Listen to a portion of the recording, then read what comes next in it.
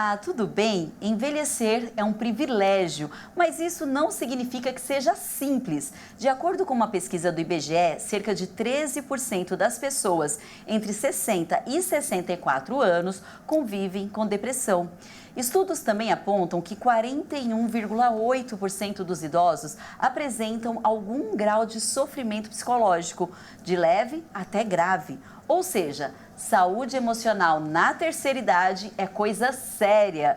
E para falar sobre esse tema que é tão importante, recebemos aqui no estúdio a Helena Milaré, que ela é psicóloga, especialista em idosos.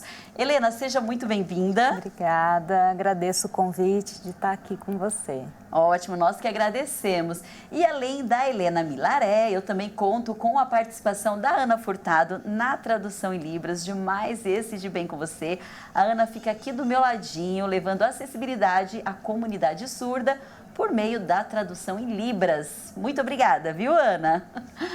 Doutora, para a gente começar aqui a nossa conversa, né? Estávamos batendo um papo nos bastidores. Envelhecer realmente traz um pouco de tristeza? Com certeza, né? Assim, é um período de muita mudança, né? E o envelhecimento é um acúmulo de muitas mudanças, muitas perdas também muitos ganhos, mas eu acho que fica muito evidente essa passagem do tempo, né? O que era, o que não é mais. Então, traz um pouquinho desse sentimento, né? Com certeza. E como que eu posso falar assim, uma boa saúde emocional na terceira idade ou quando eu estou envelhecendo? O que significa conquistar essa boa saúde emocional? Eu acho que para isso a gente precisa de um processo ativo da pessoa, sabe? Eu acho que não é uma ação passiva diante do envelhecimento, é você estar constantemente se descobrindo, se redescobrindo, explorando novas possibilidades, né? Tá a fim de conhecer coisas novas. Isso é muito importante para o envelhecimento saudável. Tem que estar aberto, né? Sim. Aberto para novas oportunidades. A gente pensa, já passou. Não, nunca é tarde para começar ou para recomeçar. E quais são os principais problemas, doutora, que afetam os problemas emocionais, né? As pessoas, quando chega essa fase do envelhecimento, quando a gente fala os principais problemas de saúde mental. É muito evidente na população idosa, né, a própria depressão, né? A gente vê que vem crescendo muito no mundo todo. Né? Isso, assim, dessas perdas que eu te falei, né? Tem a própria aposentadoria, a saída dos filhos de casa, as mudanças fisiológicas do corpo, aquela questão biológica. Então, vai sendo um acúmulo de mudanças que pode levar, se não for cuidado, né? Se não for acompanhado, a um quadro de depressão, por exemplo. Né? E a depressão na pessoa adulta, ela é de um jeito e no idoso é um pouco diferente também.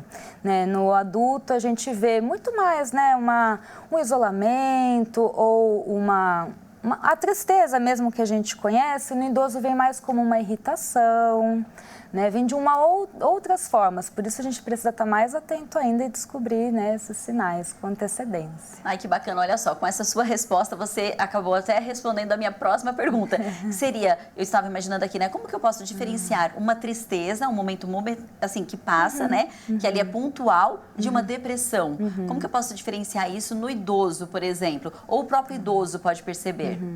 A tristeza, ela é um sentimento comum a todas as pessoas, de acordo com alguma situação que acontece, né?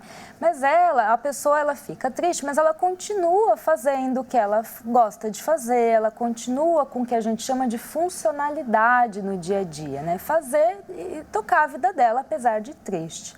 Já no quadro depressivo, né, esses sintomas que nem, né, que eu falei, a própria irritação ou lapsos de memória pode ser um sintoma depressivo, inclusive, né, ou outros sintomas do tipo, eles começam a prejudicar o que o idoso antes fazia. Então, o idoso gostava muito de sair, agora eu não quero mais, né? Gostava de ir na casa dos familiares, esse final de semana não estou afim. Então, você começa a perceber que a funcionalidade no dia a dia está mudando, ou está comendo menos, gostava muito de comer uma comida, de repente aquilo não tem mais graça, né? Então, as coisas vão perdendo a graça e você vai vendo aquela pessoa que antes fazia algo que gostava, agora deixa de fazer. Isso é muito diferente de uma tristeza, que você não deixa. Você passa, você fica um tempo ali, mas ela passa, né? E você continua, se alimenta bem, dorme bem. Já num quadro depressivo, você passa a dormir mal, né, a comer mal, então vão tendo essas mudanças no dia a dia. Ah, entendi. E se tem, assim, alguns fatores que contribuem muito para essa tristeza, ou até o início de depressão, ou a própria depressão nessa faixa etária, ou nessa fase da vida, o luto e a aposentadoria, né? Esses dois fatores estão sempre acompanhados com o envelhecimento. Com certeza, né? Eu acho que, assim, é uma fase da vida que muitas referências suas já se foram, né? Referências familiares, amigos, referências de como você cresceu ao longo da vida, né? Assim, até de, sei lá, atores, né? Assim, sabe? Referências de vida. E essas pessoas você vai vendo que vai mudando. Então, você vai tendo que adaptar isso, conhecer novas pessoas, ao ciclo familiar, né? Então, são muitos lutos, né? Não é só o luto de uma perda física de alguém, né? Eu acho que é lutos de outras perdas da vida, a própria aposentadoria, que, queira ou não, movimenta a gente o trabalho, né? A gente tem um propósito ali para sair de casa, de repente a gente para tudo e fica dentro de casa. E a gente tem que se reinventar. E se reinventar, né, é difícil. Né? E aí pode predispor a um quadro desse, por exemplo. Em todas as fases, né? Não só quando a gente está envelhecendo, mas se reinventar é preciso sempre. Desde quando a gente nasce, a gente está o tempo todo se reinventando. Com certeza. E eu imagino também, doutora, que um dos maiores desafios emocionais nessa fase é a solidão, né? Porque a gente até conversou aqui nos bastidores, muitos idosos, eles ficam sozinhos até por opção, e aí depois isso pode trazer algum prejuízo para a saúde emocional. Com certeza, eu acho que assim, antes, né, se a gente pensa no tempo mesmo, na sociedade, a gente tinha uma outra sociedade, né, a gente até estava conversando, assim, eram famílias maiores, né, as pessoas moravam próximas, tinha um contato presente, né, muito maior do que hoje em dia, que os núcleos familiares são menores, está cada um num lugar, né, os contatos são muito através de tela. Então, nisso, vai gerando uma solidão muito grande, até porque também a expectativa vem aumentando. Então, se passa muito mais tempo na vida, né, sozinho, com essa sensação de solidão, né? E uma questão também cultural é que, igual você falou, nós estamos ficando mais tempo, né? Os idosos estão, graças a Deus, vivendo mais, mas aí também existe a resistência, porque eles não foram condicionados, como a nossa geração, por exemplo, de procurar ajuda quando sente alguma dificuldade com a questão emocional. Eles ainda são muito resistentes, assim, quando o assunto é procurar um psicólogo, um psiquiatra. Com certeza, eu acho que muito nessa geração atual, né, muito ligado à fraqueza, né, é uma frescura, a depressão é ligada com uma frescura, mas não é isso, né, a depressão ela é uma doença. E cada vez mais eu acho que, ainda mais com informação, isso tem mudado, né. Entre homens e mulheres, a gente vê que tem muito mais mulher que procura, né, essas ajudas do que o homem, né, o homem ele lida de outras maneiras. Mas vem mudando, mas realmente ainda é uma resistência bem grande que, né, para as outras gerações eu acho que já não vai ser tanto. Precisamos trabalhar isso e buscar ajuda sempre, né? Olha só, gente, nessa nossa conversa fica evidente que envelhecer não precisa ser sinônimo de sofrimento silencioso. Cuidar da mente é tão importante quanto cuidar do coração, da pressão ou dos ossos, por exemplo. No próximo bloco, nós vamos ver na prática como atividades coletivas podem transformar a rotina emocional dos idosos. A gente volta já já, fica aí.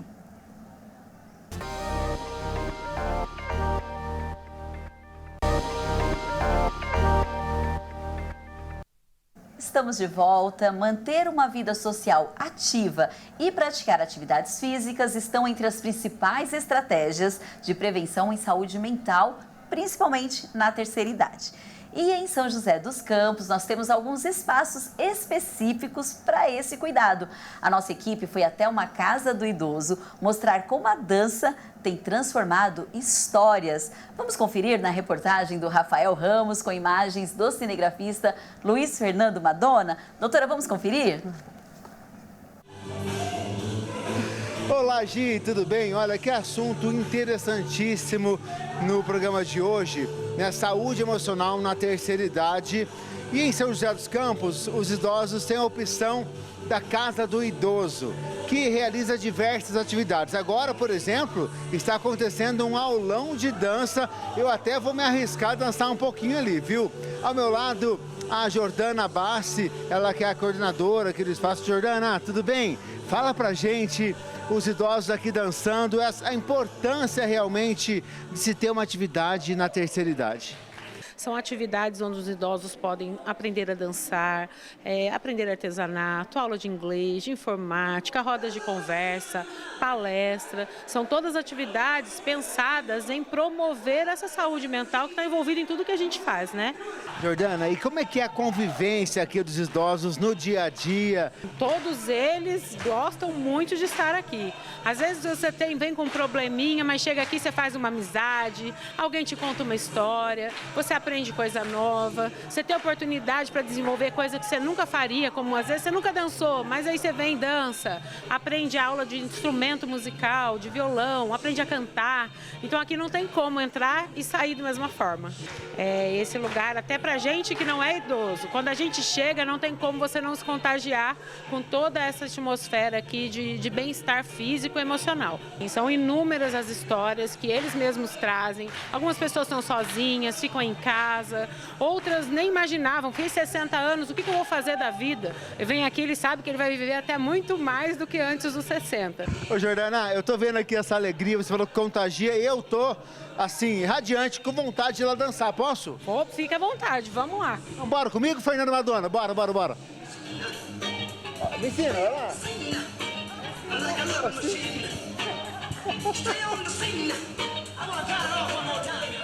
Gente, a Wanda tem 73 anos, não parece. Muito bem. Wanda, fala pra mim como é que você chegou à Casa do Idoso e como é que é o dia a dia aqui com as atividades? Não, o dia a dia aqui é só saúde pra gente, né? Porque tudo que tem aqui na Casa do Idoso é ótimo pra quem tá mais de 60 anos já. Eu já tô 11 anos aqui na casa, acho que mais até. E tudo pra mim aqui tem contribuído com a minha saúde. Eu me sinto bem melhor depois que comecei a frequentar a Casa do Idoso. Corre lá dançar, Wanda, corre lá.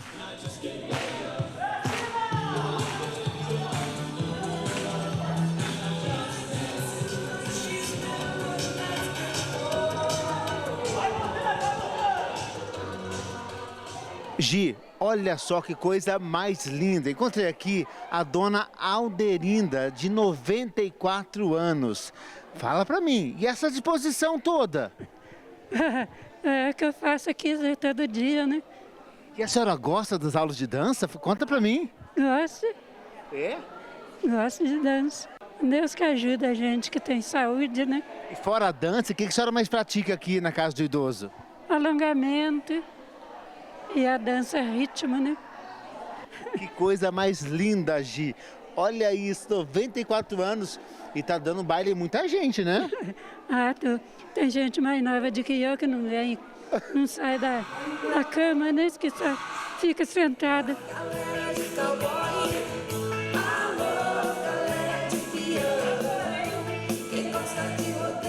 Ô Gi, olha só, antes de passar pro estúdio pra você, essa galera animada tem um recadinho pra você. De bem? Com você! Tchau, Gi!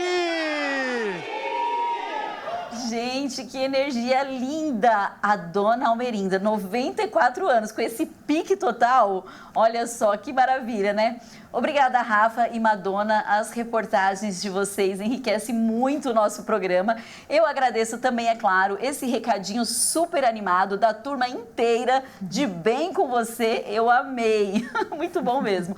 Doutora, que bacana, né? Alegra até o nosso coração. Muito. É lindo de ver, né? Essa vida, assim, É acontecendo. lindo de ver vitalidade, né? E muitas pessoas ali falaram que a dança é quase que uma terapia. Nós podemos dizer que a dança é uma terapia? É muito terapêutico, né? Assim, estar em contato, fazer coisas novas, a dança completamente, né?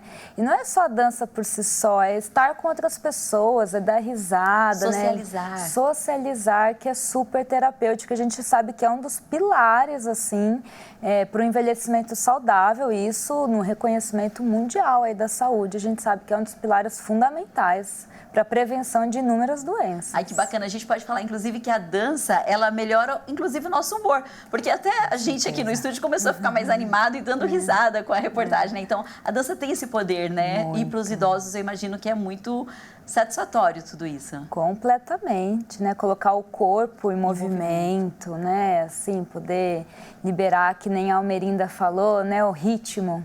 Colocar um ritmo, não paralisar, né? E esse movimento todo, eu imagino que ele trabalha, inclusive, a autoestima do idoso, né? Porque o idoso precisa, não só o idoso, todas as faixas etárias precisam ter a autoestima elevada. Mas eu imagino que quando a gente está envelhecendo, é muito importante também trazer essa autoestima para o nosso meio, né? Com certeza, ver o que é possível fazer, né? Não ficar pensando, eu era assim antes. Não, como eu sou hoje, né? E ver como é possível. Eu acho que as casas dos idosos aqui em São José proporcionam muito isso, né? De poder mostrar o que é possível ser feito, né? E muita coisa, pelo que a gente viu, né? Que bacana. Doutora, a fragilidade funcional, tem até um dado aqui, eu anotei para perguntar para você, né? Atinge aí cerca de 24,3% dos idosos. Eles realmente têm uma dificuldade, alguns, né? Da mobilidade. Isso pode afetar também o emocional, essa fragilidade funcional? Coisas que eu conseguia fazer antes e hoje eu não consigo mais. Como trabalhar isso? Completamente afeta, né? Assim, a nossa independência, a nossa autonomia é uma coisa muito importante, né? A gente cresce, vai aprendendo ao longo da vida a se virar sozinho e, de repente, a gente se vê com alguma dificuldade que antes não existia, né? Isso muito por um enfraquecimento do corpo que a gente precisa prevenir, né? Isso não é normal no envelhecimento. Claro que tem mudanças fisiológicas, né, inerentes a um processo de um envelhecimento, mas não é normal perder a funcionalidade, perder a autonomia, né? Assim, a gente precisa ter isso sempre. Então, não é normal. Quando a gente notar, nossa, não estou fazendo o que eu fazia antes, procurar ajuda com certeza. Claro, às vezes pode ser procurar um especialista, um médico, ou entrar, de repente, em uma atividade física, porque todos os médicos que eu entrevisto aqui, todos os programas, a gente sempre fala, musculação não é vaidade, é autonomia. Poder envelhecer e conseguir fazer as coisas, fortalecer os músculos, né? E, doutora, como que a gente pode incentivar, de repente, um idoso que ele é resistente? A gente sabe dessa importância de fazer parte de um grupo, de pertencer a um grupo, mas muitos resistem. As nossas dicas mesmo preferem ficar em casa ali. Tem alguma dica que dá pra gente convencer esse idoso ou essa idosa? Realmente é muito desafiador, né? E eu acho que a gente fica muito angustiado também, né? Mas tem que partir do que o idoso gosta de fazer. É muito difícil a gente convencer ele a fazer uma coisa que ele não tem realmente nenhum interesse, né? Mas a gente ir buscando, por isso que a gente fica, né? Quando a gente tem um paciente idoso, o que você gosta, o que você gostava de fazer e ir a partir disso, sabe? Buscar alternativas a partir disso. Não, de repente, chegar e falar alguma coisa, impor alguma coisa que ele nunca teve interesse em fazer, né? Mas ir buscando aí. É um trabalho quase que como uma criança, né? Com as crianças a gente conversa com jeitinho, tem que descobrir ali, não dá para impor. E aí, quando chega a nossa vez aí de conversar com os idosos e cuidar, nesse mesmo sentido, o que você gosta de fazer, vamos descobrir juntos e vai dar tudo certo. Gente, que programa muito importante, não é mesmo? Como a gente acompanhou também na reportagem desse bloco, às vezes, o que parece ser só uma dança é pertencimento, é vínculo, é vida pulsando de novo. No próximo bloco, vamos falar sobre sinais de alerta e prevenção para uma saúde emocional mais equilibrada na velhice. Então, fique aí que nós já voltamos.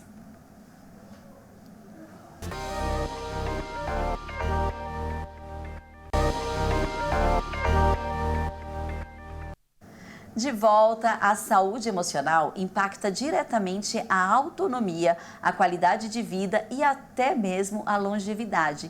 Infelizmente, os dados mostram que a taxa de suicídio é elevada entre os idosos acima de 70 anos. Por isso, falar sobre prevenção é fundamental. Doutora, quais os sinais que apontam que um idoso precisa realmente de um acompanhamento psicológico? Ele pode não perceber, mas a família tem que ficar atenta. E até por conta desses dados que são bastante alarmantes, né? Com certeza, né? Tem os sinais e sintomas, assim, por exemplo, alguma coisa muito evidente vem mudando, né? Naquela personalidade, um idoso que era mais tranquilo, de repente está mais irritado e não se sabe por quê, né? Assim, começam a surgir alguns sintomas sintomas assim bem difusos, uma tontura, ou um cansaço, uma falta de energia, vai em médico, faz exames e não tem nada orgânico que explique esses sintomas, isso também é um sinal muito importante, né? Enfim, mudanças assim, né? Come mais ou come menos, ou dorme mais, dorme menos, não quer sair, não quer fazer as coisas, se cuidar, né? Às vezes quer deixar de tomar a medicação. Então, você começa a perceber uma mudança naquela pessoa que é muito importante procurar ajuda. Então, qualquer alteração no comportamento do idoso é bom investigar, né? E principalmente as questões voltadas aí para esse setor emocional, que é o foco do nosso programa de hoje. Só que também existe o risco de infantilizar o idoso, porque naquela ânsia de querer ajudar, a gente pode acabar infantilizando esse idoso ou até mesmo tirando um pouco da autonomia dele. Aí esse equilíbrio agora fica para os familiares. É bastante complicado, mas dá para conseguir. Com certeza, eu acho que nesse sentido, né, a orientação, a informação é muito importante, porque às vezes a gente acha que a gente está ajudando, mas na verdade é isso que você falou, né, a gente está infantilizando, a gente está diminuindo a autonomia daquela pessoa, o que não é bacana e só piora a situação, né, assim, aí mesmo que o idoso não vai querer fazer o que é proposto, né. Então, nesse sentido, realmente, a família é muito importante, a rede de suporte em si, né, para que promova a autonomia e não tire isso, né? Eu vejo que a gente é muito acostumado, muito por educação, claro, né? Ah, deixa que eu faço para você, deixa que eu pego para você, ou fala com o idoso, o idosinho, né? Fala no diminutivo, ai que bonitinho. E assim, tudo isso pode parecer pouca coisa, mas para aquela pessoa, né, é muito, tira dela, né? Autonomia, né? Completamente. Não, claro, você não vai fazer o idoso, né, uma atividade ali que é perigosa para ele. Mas o que ele pode fazer, a gente tem que incentivar, a gente não tem que tirar. Perfeito, que dica valiosa. E é importante também a gente falar sobre as redes sociais, que pode acabar afastando o idoso, inclusive do convívio com a família, porque pode contribuir para esse isolamento social ou essa interação com os familiares. Então, eles também precisam tomar cuidado. E outros riscos que a gente sabe hoje em dia que existem aí nas redes sociais, de golpes, enfim. Então, cada vez mais também os idosos acabam ficando em casa isolados ali, porque descobrem no smartphone, no telefone, na televisão, um artifício ali, um amigo. Sim, eu acho que o uso excessivo das telas, ele é um sintoma por si só, né? Assim, não é comum a gente preferir não viver a nossa vida em prol de ficar sentado numa tela, né? Claro, tem muitas coisas interessantes, às vezes a família mora longe, é a única maneira de conversar com essa família, isso é muito importante, mas a gente vai percebendo que a pessoa vai deixando de fazer outras atividades e de viver uma vida ali, né, na comunidade, para ficar com isso. E como você falou, o que tem de golpe hoje, né, o que tem de perigo, é realmente para ficar de olho, né? Tá certo. E você atende principalmente idosos e pessoas adultas, né? E eu gostaria que você falasse sobre a importância da terapia. Porque a terapia não é um artifício que a gente deve usar só quando as coisas estão ruins. Pensar nesse sistema de preventivo mesmo. O idoso, mesmo que ele não tem nada, é importante. Você contou a história de uma paciente que tem 80, repete, eu não lembro a idade. 87 anos. 87 anos e ela vai sozinha caminhando para sessões de terapia. Exatamente, e assim, ativa no processo, olhando para a vida, né? Refletindo sobre aquelas situações que passaram, que não foram digeridas e que têm implicações, né? A gente sabe, quando acontece alguma coisa na nossa vida que não foi digerida emocionalmente, isso fica, né? De diversas formas. Então, são pessoas que olham para isso e também veem, com tudo isso que aconteceu, o que eu posso fazer agora, né? Nessa vida que eu tenho, né? Com as possibilidades que eu tenho. Conseguir. Então, a terapia é super importante. Cada vez mais as pessoas procuram. Ai, que bacana. É o que eu sempre falo aqui. Não é o que acontece com a gente, mas o que eu faço com o que aconteceu comigo. Com certeza. Então, assim, não é o que acontece, é o que eu vou fazer com esse acontecimento, né? Então, vou ressignificar, vou ficar chorando, vou me lamentar? Não.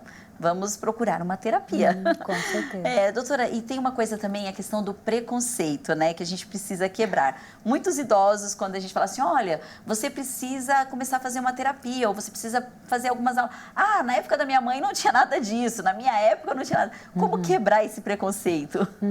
Primeiro, né, assim, claro que existia na época, né, mas eram outras maneiras de olhar e por isso que eu acho que recordar um pouco disso com a pessoa, né, mas para mostrar os benefícios também para essa pessoa, né, o que acontece, tentar ir uma vez para conhecer, né, nossa, não adaptou, tudo bem, então a gente vai partir para outras atividades, né, enfim, eu acho que é muito difícil, mas mostrar os benefícios que se pode ter com isso também. Né, que são inúmeros, por exemplo, esses que a gente estava conversando, mas sempre na tentativa da experimentação, né, não da obrigação, né? Não, você vai fazer, impor, né? Não, vamos experimentar, se não gostou, vamos em outro lugar. É que muitas vezes o que de repente é prazeroso, no meu caso, pode não ser no caso da minha mãe, enfim, do meu avô, do meu tio que está envelhecendo e assim sucessivamente. Mas olha, doutora Helena, para a gente concluir esse assunto super bacana e muito interessante, com dicas valiosas, eu gostaria que você deixasse uma mensagem para as pessoas que estão envelhecendo. Muitas pessoas têm medo quando chega essa fase da vida, outras já estão lá e estão com muita coragem, que bom, mas como dosar essa coragem também, que é importante ter esse limite, né? Não dá para a gente querer fazer tudo. Então, uma mensagem para as pessoas que estão envelhecendo e principalmente focada na saúde, qualidade de vida e bem-estar emocional. Eu falo, né, assim, se envelhecer, que tudo deu certo, né? Isso é maravilhoso. E buscar uma vida que faça sentido, que tenha propósito, que é super possível, né? Não é porque eu tenho 70, 80 anos que acabou. Não, enquanto a vida, enquanto estamos aqui, tem possibilidade de viver algo prazeroso que faça sentido, né? E a gente tem hoje inúmeras maneiras disso acontecer. Isso vem mudando, é só a gente sair na rua para perceber. Né? Então, olha na rua, vai lá fora e vê o quanto de gente que também está nessa proposta, né? Eu acho isso muito importante. Idosos com 94 anos dançando e dançando muito bem, por sinal. Que maravilha, né? Olha só, gente, envelhecer é acumular histórias, mas é também continuar escrevendo capítulos. Saúde emocional não tem idade. Tem cuidado, escuta e presença. Se você conhece um idoso que anda um pouco isolado, triste ou desanimado, não ignore. E se você é quem está se sentindo assim, saiba, pedir ajuda também é um ato de coragem. Doutora Helena, muito obrigada pela sua participação, foi incrível. Eu adorei participar, obrigada. Nós também adoramos você aqui com a gente. Agradeço também a Ana Furtado, que esteve aqui em mais um De Bem com Você, do meu ladinho. Obrigada a você que esteve com a gente até agora. Lembre-se, cuidar da mente é investir em qualidade de vida em qualquer fase da nossa vida. Até o próximo De Bem com Você. Continue com a gente por meio das nossas redes sociais. Tchau, tchau.